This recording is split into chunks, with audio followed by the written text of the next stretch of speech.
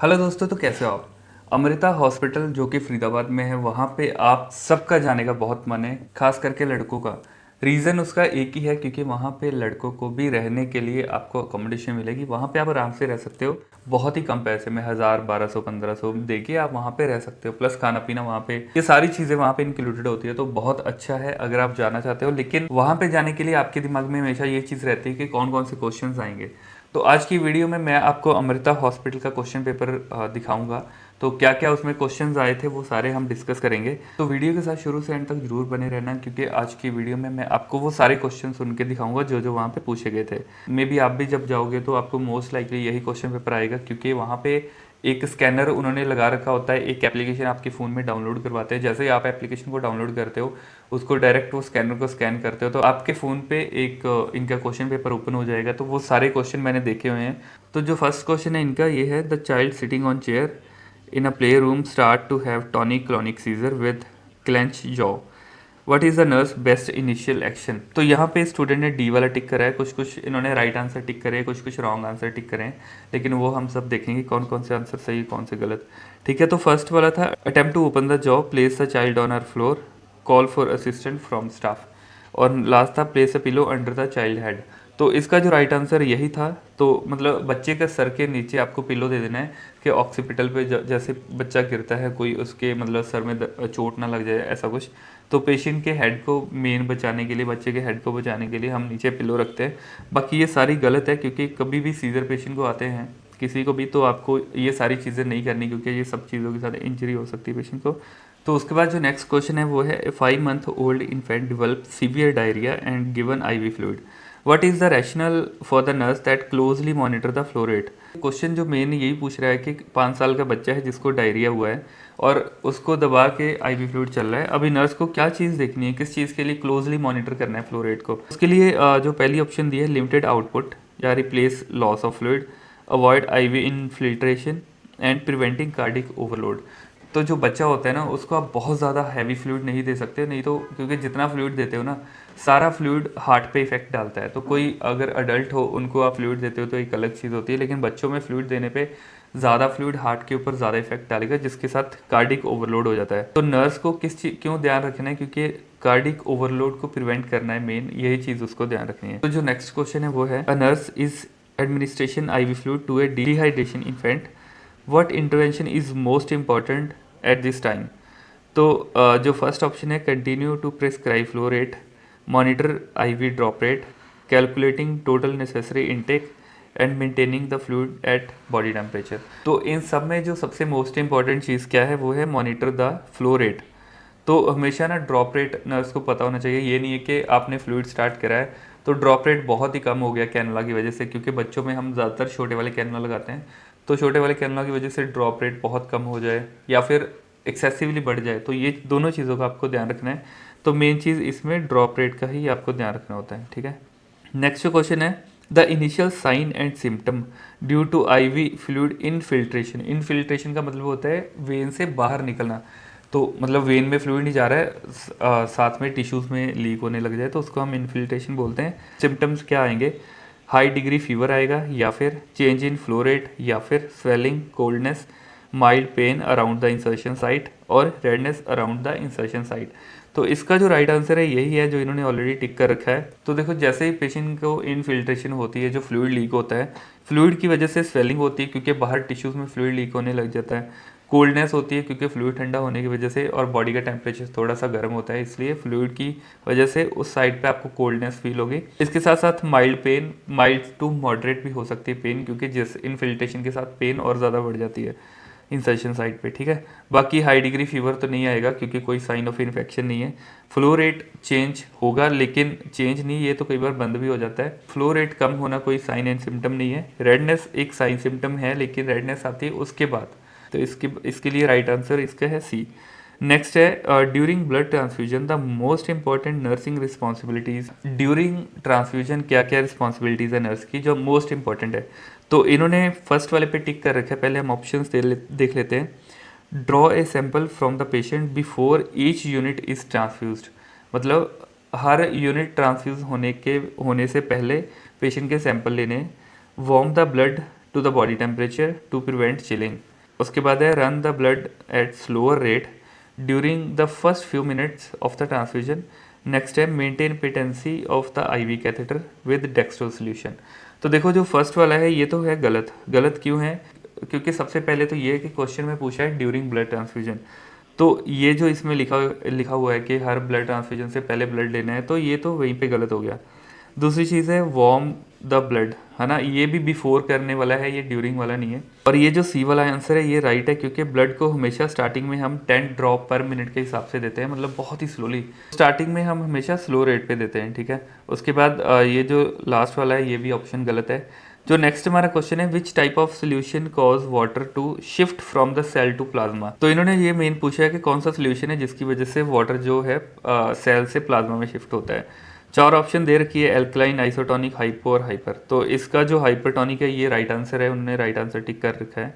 Next question है which nursing action is most important before starting IV infusion of red blood cell. तो blood start करने से पहले, अब इन्होंने बिफोर का पूछा है, करने से पहले कौन सी चीज़ है मेन जो ध्यान रखनी है।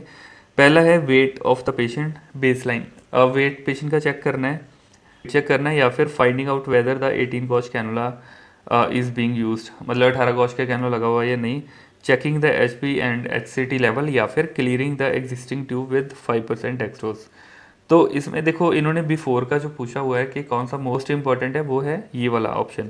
हमेशा ना जब भी ब्लड स्टार्ट करना है तो हमें हमेशा ये मेक श्योर करना है कि 18 या 16 गेज का कैनुला लगाना चाहिए, नहीं तो वैसे ही PRBC वैसे ही ज़्यादा स्पीड में जाएगा नहीं, और ऊपर से RBCs का ब्रेकडाउन ज़्यादा होता है। बाकी वेट हम नहीं चेक करते हैं करने से पहले, ये तो नॉर्मल HP कम है तो हम देते हैं। चेकिंग HP ऑब्वियसली जब आपके पास ब्लड आ गया तो HP कम है तो ही ब्लड आया, नहीं तो आप मंगवाते ही ना ब्लड, है ना। और ये जो ट्यूब है ये तो बाद में क्लियर करनी होती है नॉर्मल सलाइन के साथ, ना कि डेक्सट्रोज के साथ। उसके बाद है which laboratory result of patient is taking chemotherapy would indicate massive cell destruction अक्कर्ड।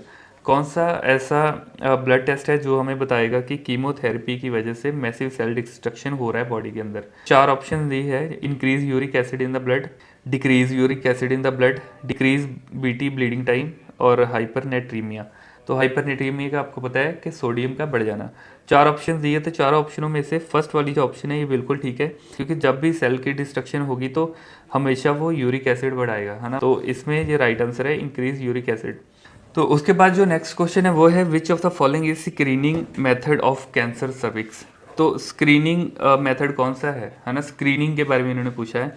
तो जब फर्स्ट वाला है वो है CA-125, सेकंड वाला है पैप्समीयर, थर्ड वाला है सर्वाइकल बायोप्सी, फोर्थ वाला है ultrasound of the uterus and adnexa. तो इसमें देखो एक चीज़ आपको ध्यान रखनी है कि इन्होंने स्क्रीनिंग के बारे में पूछा है, तो यहाँ पे जो CA-125 है ये ओवेरियन CA के लिए हम टेस्ट करते हैं। उसके बाद पैप्समीयर जो है इसका राइट आंसर है, स्क्रीनिंग टेस्ट हमेशा हम पैप्समीयर करते हैं। ये सर्वाइकल जो बायोप्सी है वो डायग्नोस्टिक है, नॉट स्क्रीनिंग टेस्ट। अगर यहाँ पे डायग्नोस्टिक टेस्ट लिखा होता है इन्होंने तो फिर हम इसको सर्वाइकल बायोप्सी पे टिक करते हैं, लेकिन इन्होंने स्क्रीनिंग लिखा है तो इसलिए हमने इस पर टिक नहीं करा है।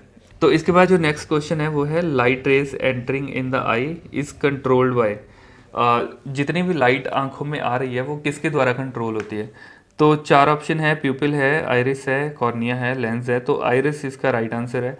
जितनी भी लाइट आती है आंखों के अंदर हमेशा जो हमारा आइरिस है वो उसको कंट्रोल करता है कि कितनी लाइट देनी है, ज़्यादा देनी है या कम। नेक्स्ट क्वेश्चन है वो है which of the following is an indicator of AIDS. Indicator of AIDS कौन सा है।